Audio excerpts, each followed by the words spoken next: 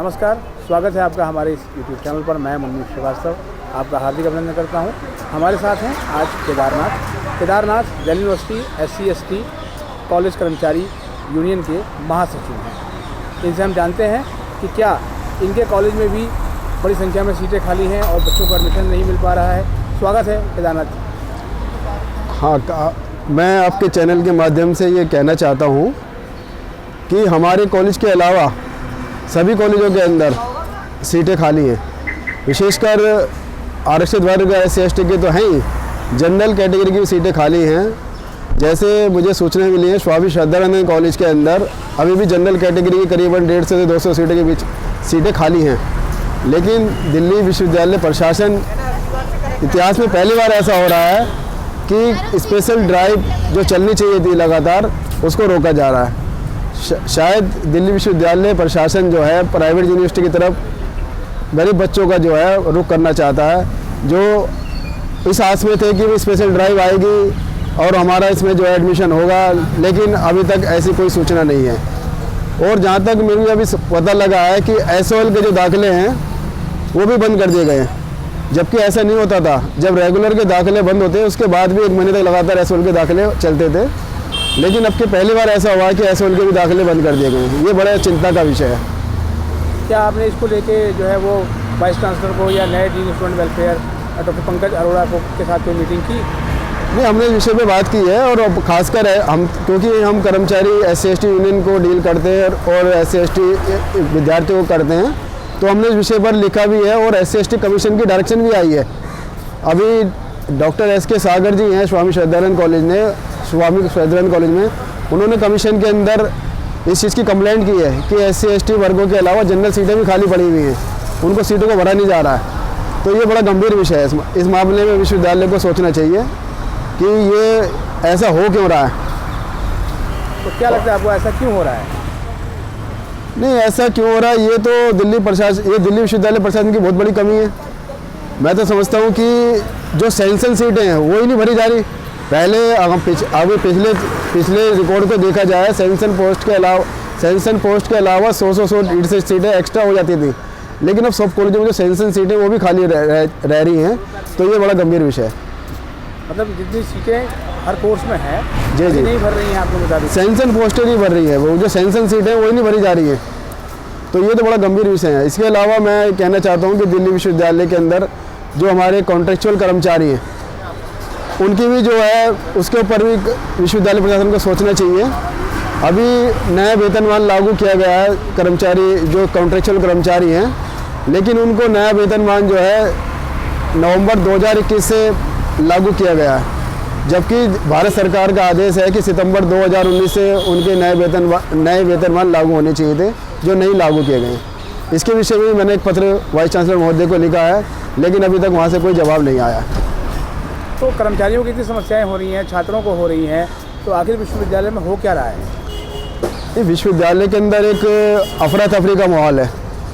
किसी भी अधिकारी से बात करो, वो सीधा जवाब नहीं दे रहा है। क्या एडमिशन का मामला हो, रिक्रूटमेंट का मामला हो, प्रमोशन का मामला हो, ये सारे मामलों के ऊपर कोई भी अधिकारी जो है स्पष्ट रूप से जवाब नहीं दे रहा। विशेषकर दाखिले के मामले के अंदर पहले की स्पेशल सेल हुआ करता था, स्पेशल सेल बंद कर दिया गया। हमारे SC/ST बच्चों के दाखिले का होता था, उसमें 100% सीटें भर दी जाती थी, लेकिन वो स्पेशल सेल भी बंद कर दिया गया। उस एडमिशन को भी सेंट्रलाइज कर दिया गया। SC/ST के जो होते थे एडमिशन, उनको सेंट्रलाइज कर दिया गया। हमारी मांग ये है कि जो हमारा पहले स्पेशल सेल काम करता था SC/ST बच्चों के लिए, उनके दाखिले होते थे यहाँ पर, वो दाखिले प्रक्रिया द्वारा चालू होनी चाहिए। तो क्या आपको लगता है कि 31 दिसंबर तक कोई और स्पेशल ड्राइव अभी आएगी? अभी तक तो आ जानी चाहिए थी।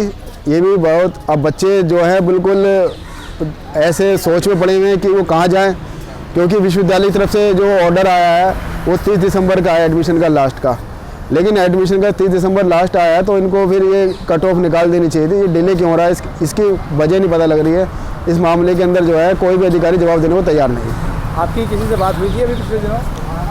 हमारी बात हुई है डीन एडमिशन से, लेकिन उसमें हमने लेटर भी लिखे हैं बाकायदा, लेकिन अभी तक कोई रेस्पॉन्स नहीं आया।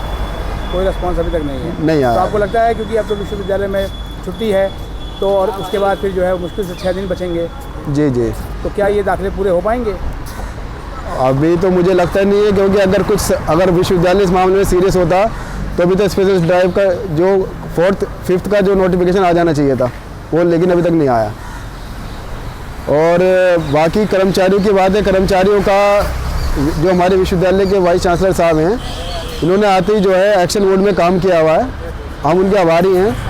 लेकिन अभी भी बहुत सारी समस्या कर्मचारियों की हैं, जैसे जो कंपनसेट के मामले हैं वो हल नहीं हुए हैं। इसके अलावा जो कर्मचारी हमारे कॉन्ट्रैक्चुअल 20 साल से काम कर रहे हैं, उनके बारे में कुछ नहीं सोचा जा रहा है। मैं समझता हूँ उनका एग्ज़ाम ना होके उनके लिए सिलेक्शन कमेटी बननी चाहिए। सिलेक्शन कमेटी बनेगी तभी उन कर्मचारियों का कुछ कल्याण हो पाएगा।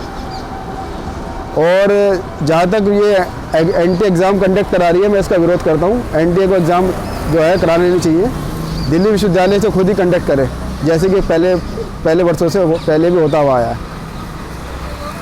और इसके अलावा बहुत सारे मुद्दे हैं, स्टूडेंट के अलावा कर्मचारियों के समस्याएं, इतनी समस्याएं हैं कि अब उसके बारे में जो कॉलेजों के अंदर देख लो, एक कैडर के अंदर 20-20 साल से जो है प्रमोशन ही नहीं हो रही है। मेरी जो डिमांड ये है कि विश्वविद्यालय प्रशासन को जो प्रमोशन है उनको सेंट्रलाइज कर देना चाहिए। एक कैडर के अंदर, कॉलेजों के अंदर अटेंडेंट पे 20-20 साल 25-25 साल से काम कर रहे हैं और उस पर रिटायर भी हो रहे हैं। ये बड़ा गंभीर विषय है कि जो रिक्रूटमेंट रूल्स हैं और रूल ऐसे बना दिए गए हैं जिसमें जो है किसी प्रमोशन का चांस ही नहीं बन रहा। अभी लाइब्रेरी के अंदर कुछ अमेंडमेंट किए गए हैं, लाइब्रेरी के अंदर असिस्टेंट की पोस्ट के ऊपर वो अमेंडमेंट एक जो है अधिसूचना के आधार पे किए गए हैं, जबकि वो ईसी में पास होने चाहिए थे।